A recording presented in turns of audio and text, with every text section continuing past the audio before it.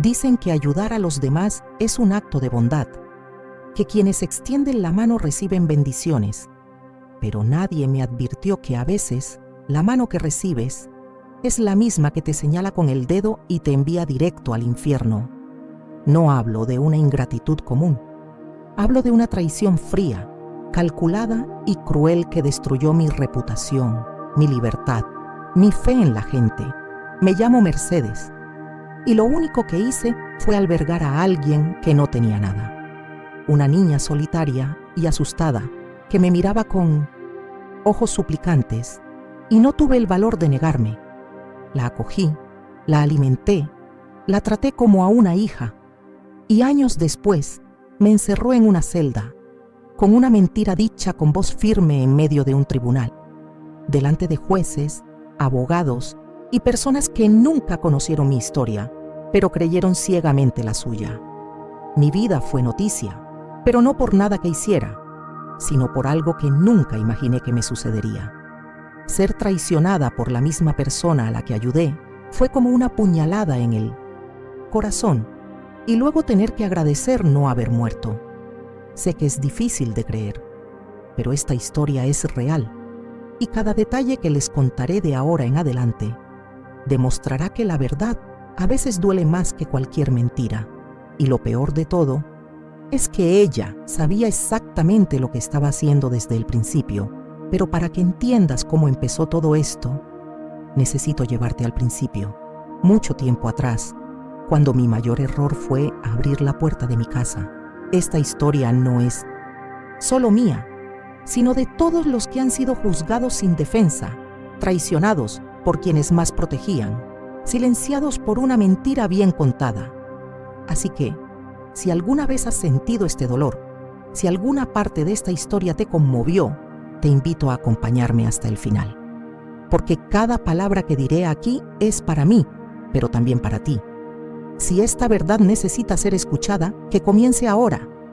Dale me gusta al video, suscríbete al canal y ayuda a que esta historia llegue a quienes necesitan un recordatorio de que aún hay valentía en hablar, incluso cuando nadie quiere escuchar. Mi nombre completo es Mercedes Guadalupe Jiménez. Nací y he vivido toda mi vida en Guadalajara, México. Me casé con un buen hombre que se fue demasiado pronto, dejándome 2 hijas y un pequeño terreno en la parte trasera de un barrio humilde, donde todos se conocían por su nombre y se ayudaban cuando podían. Después de que mis hijas se casaron y se fueron a vivir sus propias vidas, esa casa se me quedó grande. Los días se volvieron más tranquilos y el tiempo empezó a pesarme. Así que aprendí a llenar el vacío ayudando a los necesitados.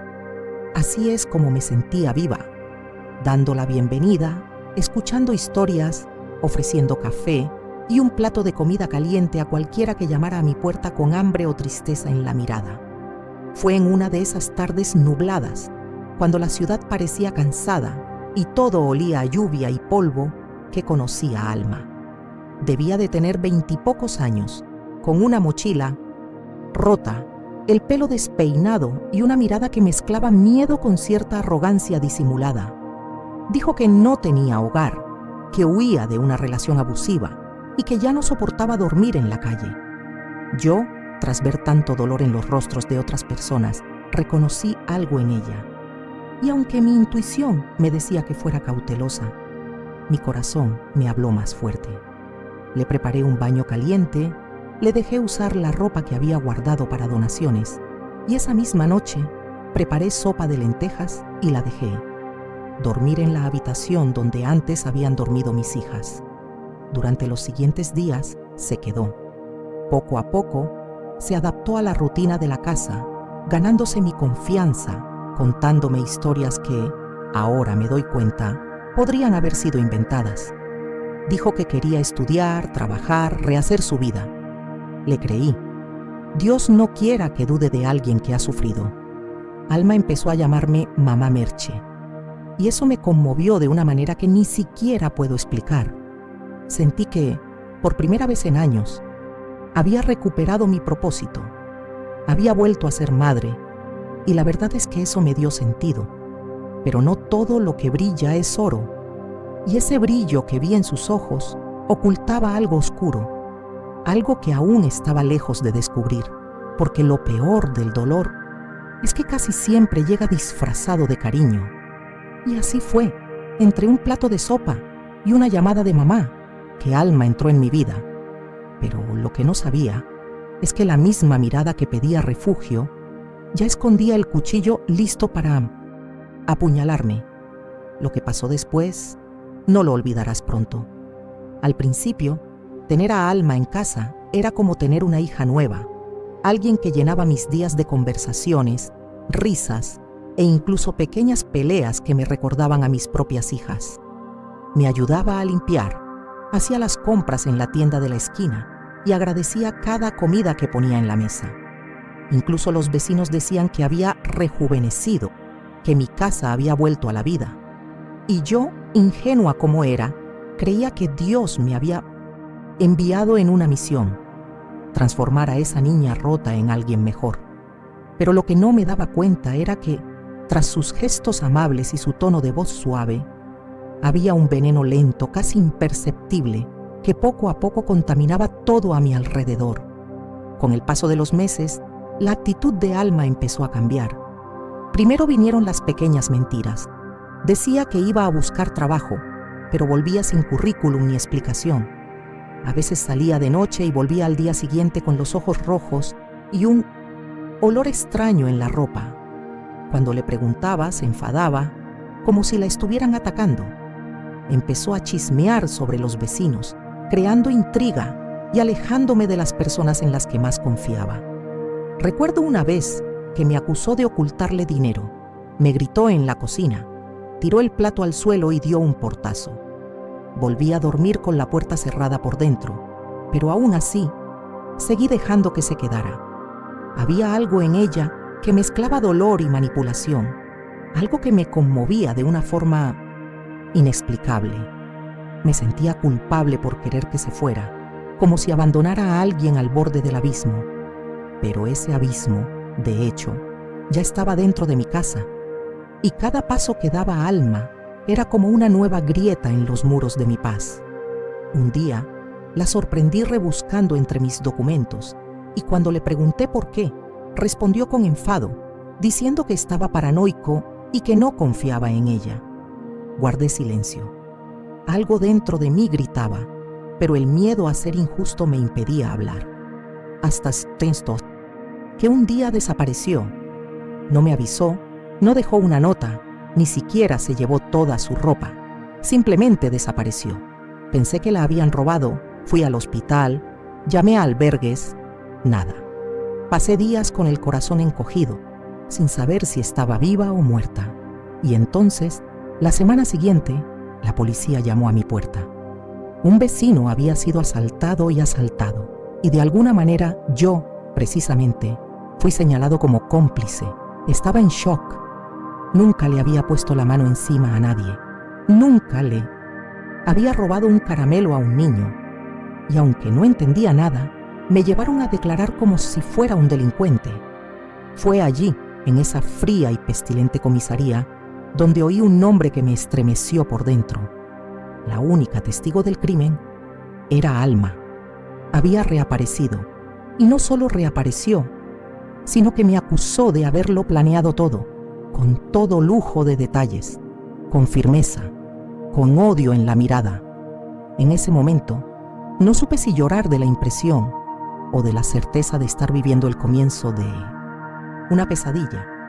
Pero lo que dijo en el tribunal fue aún peor, porque ahí fue donde su mentira cobró fuerza de sentencia, y yo lo perdí todo. Desapareció sin previo aviso y regresó con una mentira tan bien contada que nadie quiso oír la verdad. Pero lo que Alma dijo en el tribunal, con esa voz dulce y fría, no solo destruyó mi nombre, sino que también me ató las muñecas y silenció mi alma. Y lo peor estaba por venir. No entendía qué estaba pasando. La comisaría olía a papel mohoso y a desesperación. Los agentes me miraban como si fuera una delincuente experimentada, no una abuela que apenas sabía defenderse. Pregunté varias veces por qué estaba allí, pero solo me dijeron que sabía lo que había hecho. El impacto fue tan grande que mi cuerpo se paralizó y mi mente se esforzaba por encontrarle lógica a todo. Solo cuando me mostraron un informe policial, con mi nombre escrito como sospechoso, comprendí que no era un simple malentendido, sino una trampa. Dijeron que a un vecino, don Ernesto, lo habían robado y asaltado en su casa. El robo fue brutal y casi pierde la vida. Lo más absurdo era que conocía a don Ernesto desde hacía más de 20 años. Le había llevado sopa cuando estaba enfermo. Lo había ayudado a ir al médico cuando se cayó por las escaleras. Jamás le haría nada a ese hombre. Pero, según el informe policial, un testigo afirmó que fui cómplice del crimen, que ayudé a planearlo todo y que sabía exactamente cuándo el anciano estaría vulnerable. Ese testigo, Alma, a la que acogí, alimenté y protegí, a la que llamé mi hija. Cuando escuché su nombre se me revolvió el estómago. Pensé que era un error. Pensé que tal vez había dicho algo fuera de contexto, pero entonces volvieron las grabaciones del testimonio. Alma, con mirada firme y tono frío, me decía que era peligrosa, que estaba enojada con don Ernesto porque se había negado a prestarme dinero, que usé la fachada de buena abuela para engañar al vecindario, mientras entre bastidores planeaba crímenes con ella. Dijo que le había prometido compartir el dinero, pero que luego la amenacé cuando quiso romper el plan. Todo inventado, todo salido de la boca de alguien a quien había rescatado de la calle y tratado como familia. Mi corazón quería creer que aún había tiempo para demostrar que todo era mentira, que la gente descubriría la verdad. Pero en el momento en que me llevaron a la celda, sin posibilidad de volver a casa, sin previo aviso, sin siquiera la oportunidad de hablar, con un buen abogado, algo dentro de mí se rompió. Empecé a darme cuenta de que cuando la justicia se apresura, la verdad no importa. Lo que importa es encontrar rápidamente a alguien a quien culpar. Y esa mañana, mi rostro y mi nombre ya aparecían en las noticias locales como la anciana que planeó el robo a un vecino. En cuestión de días, me acusaron formalmente. La fiscalía aceptó el testimonio de Alma como prueba clave. Las pocas personas que intentaron defenderme, como doña Leticia, mi vecina de al lado, ni siquiera fueron citadas. A mí, que no tenía antecedentes penales y había llevado una vida sencilla, ahora me llamaban peligrosa y calculadora. Nadie quería escuchar mi historia, solo querían ver sangre, pero fue en el tribunal, frente al juez, el jurado y las cámaras, donde todo se derrumbó. Porque fue allí donde repitió su mentira, esta vez mirándome directamente, y lo que dijo destruyó cualquier esperanza que aún me quedaba. No solo mintió, me miró a los ojos y mintió como si hubiera ensayado cada palabra.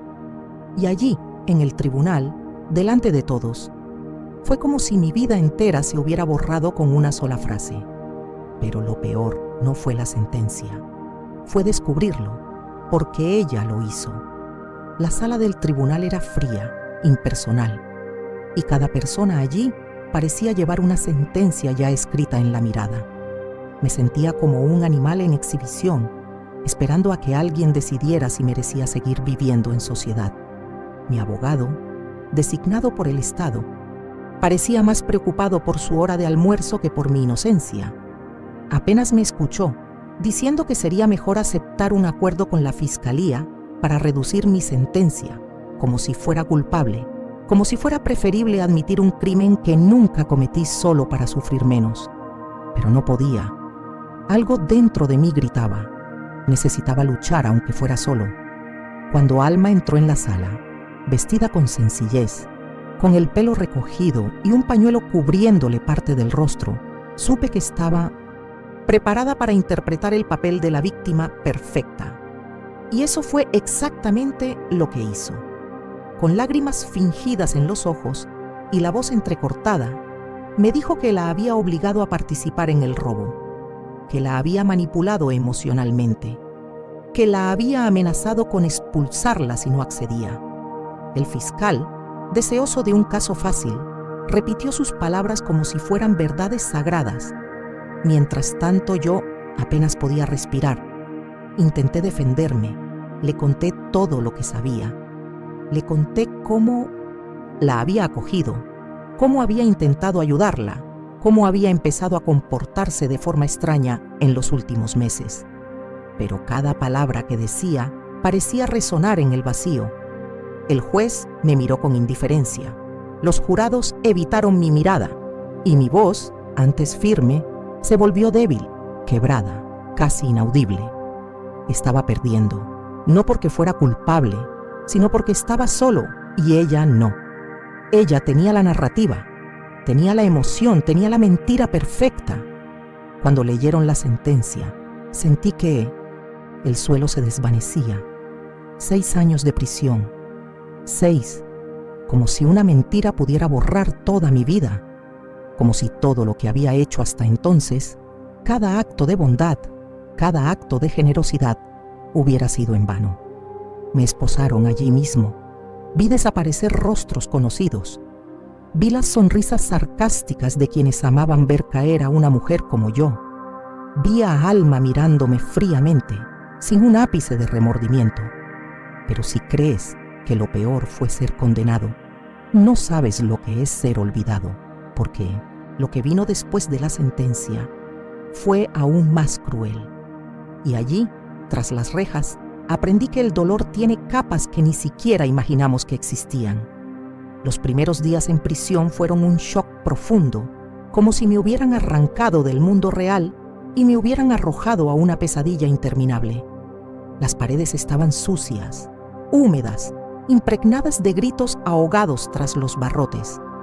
Compartía la celda con otras 3 mujeres, cada una con su propia historia, sus propios traumas, sus propios silencios. Intenté no llorar, pero fue imposible. El frío suelo parecía absorber cualquier esperanza que aún me quedaba.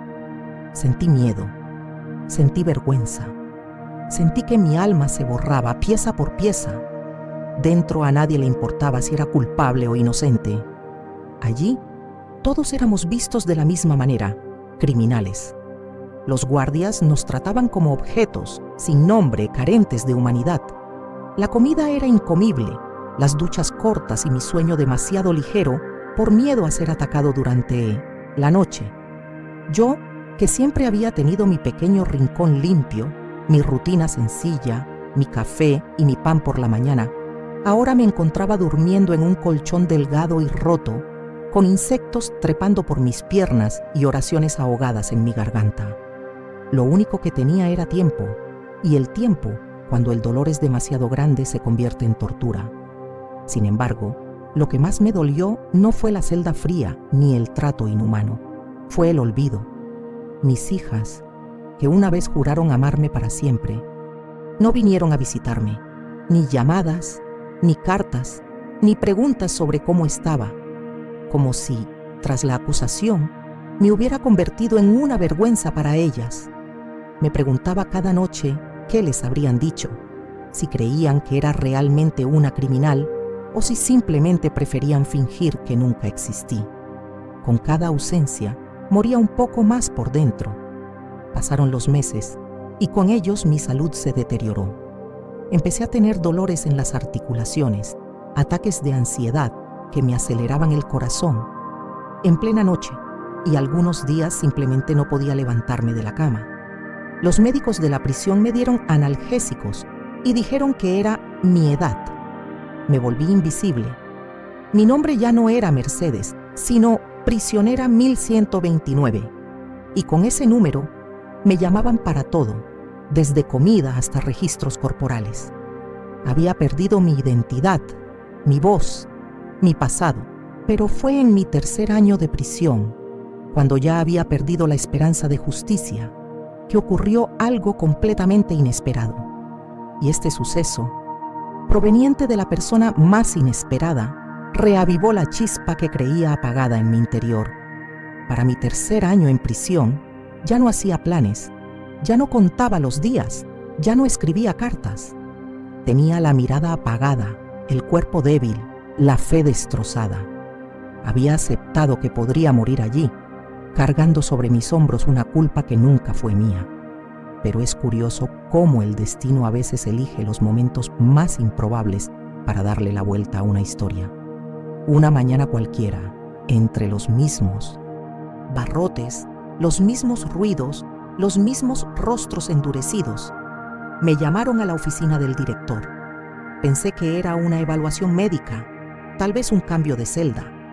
Pero cuando entré y vi a ese hombre de chaqueta desgastada y ojos angustiados, supe que algo diferente estaba a punto de suceder.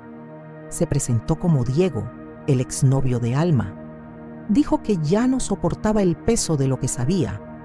Le temblaba la voz, le sudaban las manos y yo, sentado allí, no estaba seguro de poder creerlo.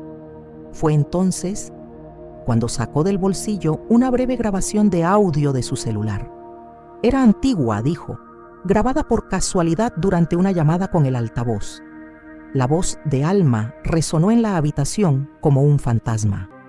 Ella rió burlonamente, diciendo que me lo merecía, que era fácil convencer al fiscal, que todos le creían a una joven que lloraba.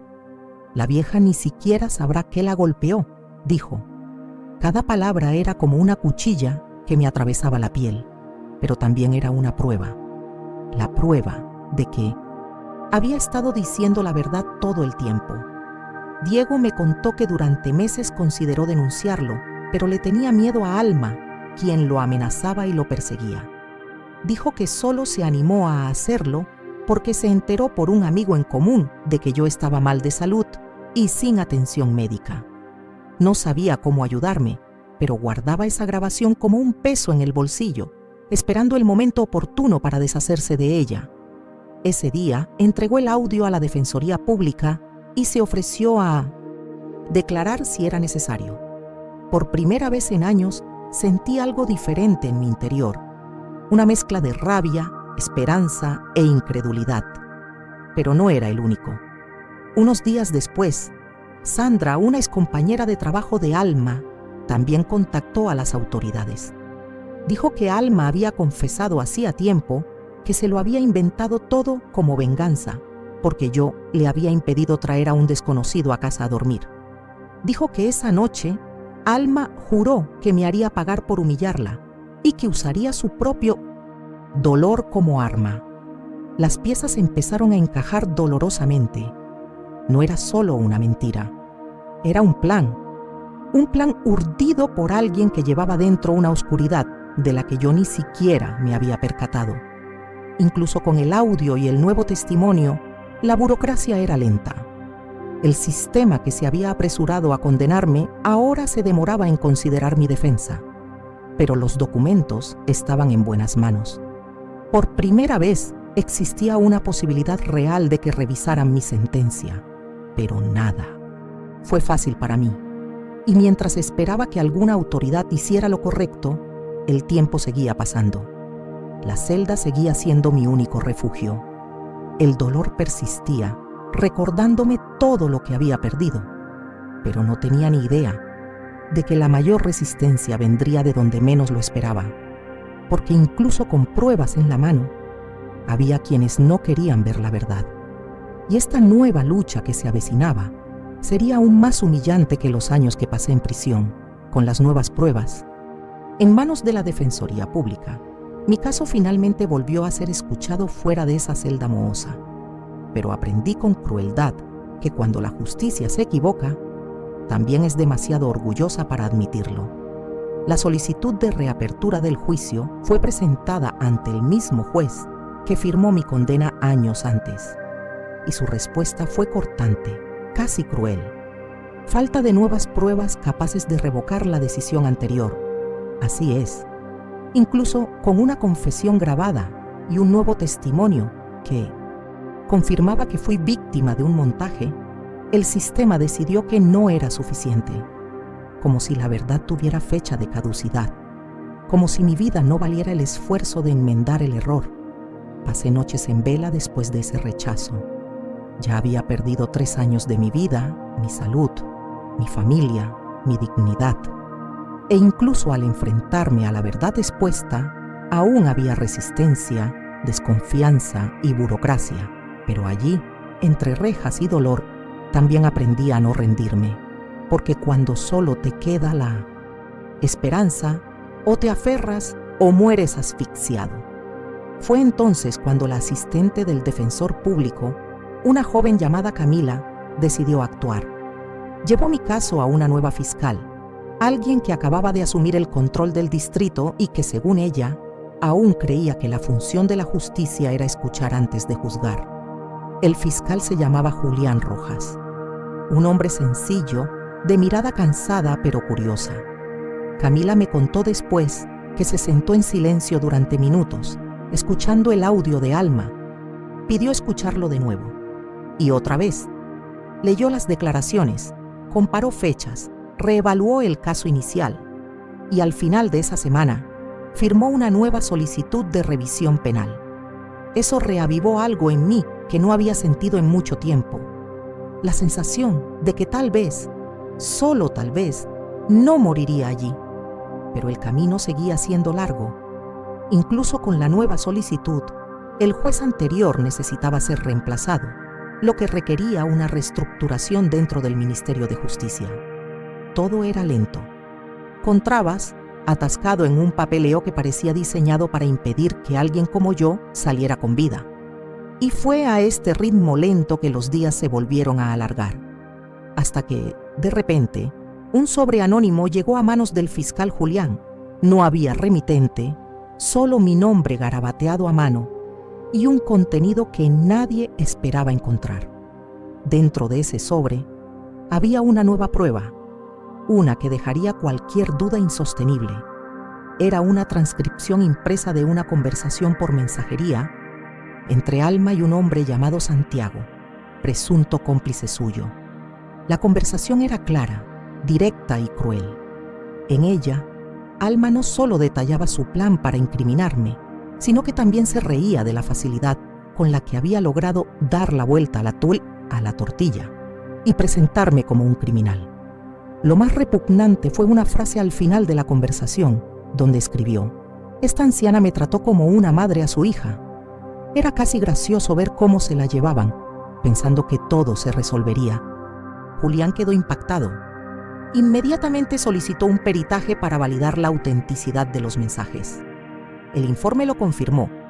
El contenido era real y la dirección IP coincidía con el número que Alma había usado en ese momento. A raíz de esto, el fiscal abrió una nueva causa, esta vez no solo para revisar mi condena, sino también para investigar a Alma por perjurio, fraude procesal y asociación para delinquir. Pero una justicia lenta no significa una justicia ciega. Una vez registradas las nuevas pruebas, la historia pasó de ser un simple caso sin resolver en el sótano de la burocracia a ser noticia. El escándalo estalló. Los periódicos comenzaron a informar sobre el error. Los programas de radio comentaron el caso como símbolo del fracaso del sistema. Personas que nunca me habían visto comenzaron a escribir cartas, enviar oraciones y expresar su indignación por lo que habían leído. Por primera vez, mi voz, la que gritaba sola entre los muros de cemento y silencio, se escuchaba. La jueza anterior, presionada por las repercusiones, renunció. Se nombró a una nueva jueza, la doctora Lucía Fernández, conocida por su firme postura contra la injusticia judicial y su sensibilidad hacia las causas sociales. Al aceptar el caso, lo primero que hizo fue leer cada página de mi expediente, línea por línea, como si estuviera reconstruyendo mi vida. Camila me contó después que la jueza guardó silencio durante casi media hora tras leer la transcripción del testimonio de Alma. Al terminar, simplemente dijo: «Esta mujer necesita ser liberada y escuchada». Se programó un nuevo juicio, esta vez no para condenarme, sino para revocar el error. Y en ese juicio, el mundo finalmente me vio no como un criminal, sino como alguien que sobrevivió. La sala estaba abarrotada. Periodistas, estudiantes de derecho, representantes de ONG. Alma fue citada, pero no se presentó. Se desconocía su paradero en ese momento. La fiscalía presentó todas las pruebas, el audio original, los mensajes las declaraciones ignoradas en la primera fase. Mis vecinos, previamente silenciados, fueron llamados a declarar.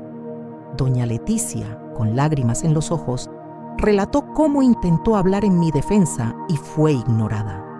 El médico del barrio habló de mi atención voluntaria. Incluso don Ernesto, aún sufriendo las secuelas del robo, testificó y dijo: «Nunca creí que tuviera alguna participación».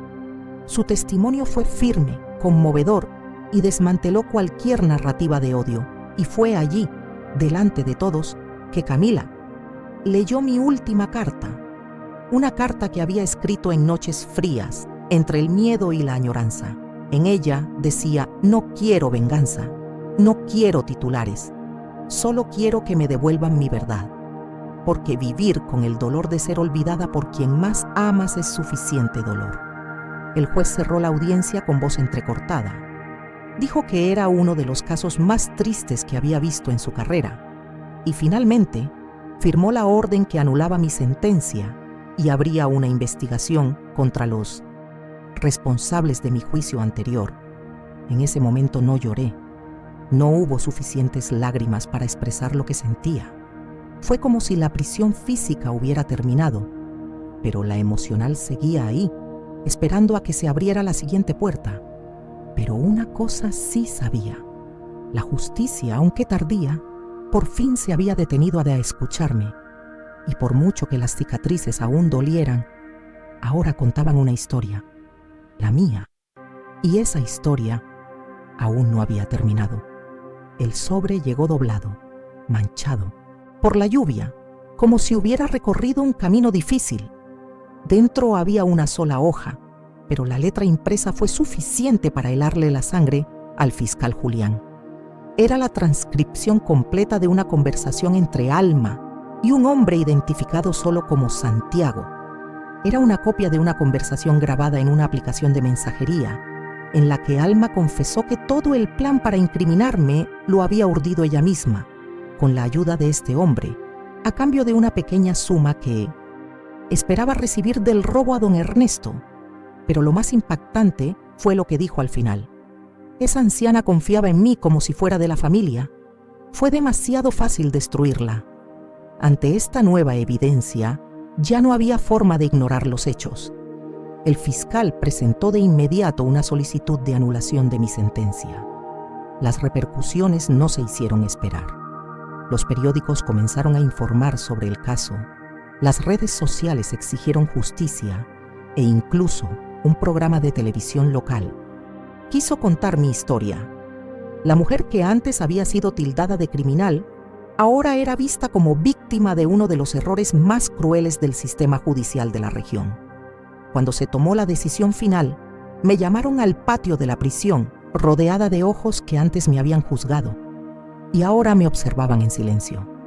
El director de la prisión leyó la decisión en voz alta. Mi sentencia había sido anulada.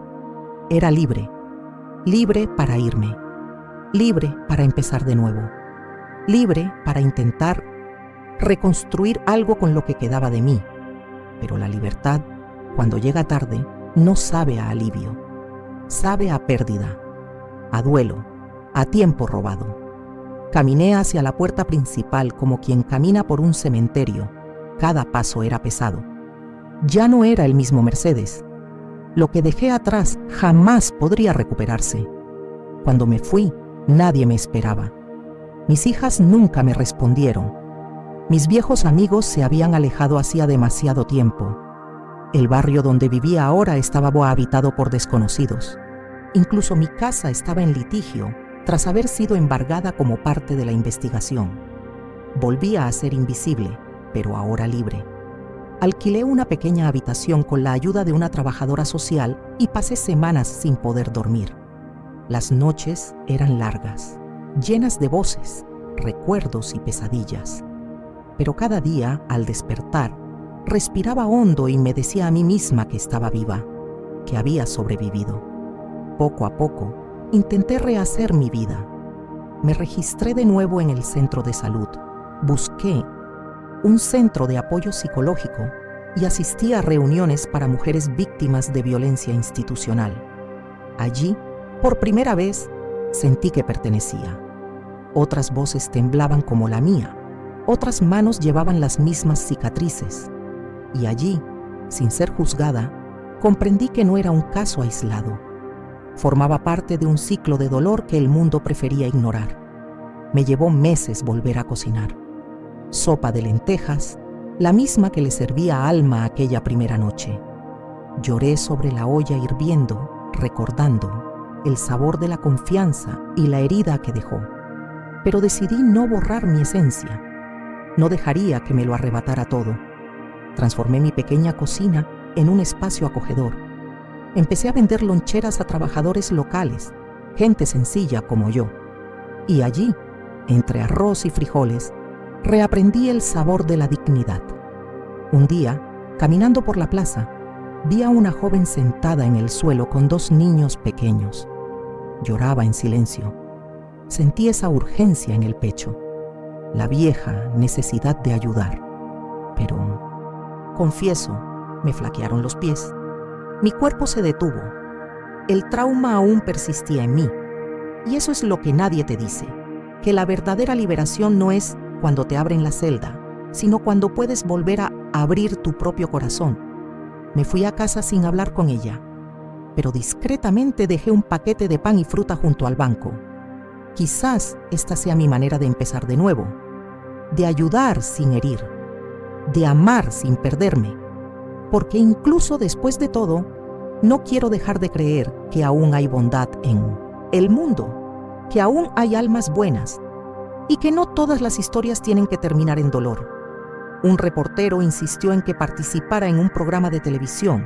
Dijeron que mi caso podría convertirse en un documental, pero me negué, porque lo que están escuchando ahora es la forma más auténtica de contarlo, sin maquillaje, sin guión, sin cortes, solo mi voz, mi recuerdo y mi corazón herido pero fuerte.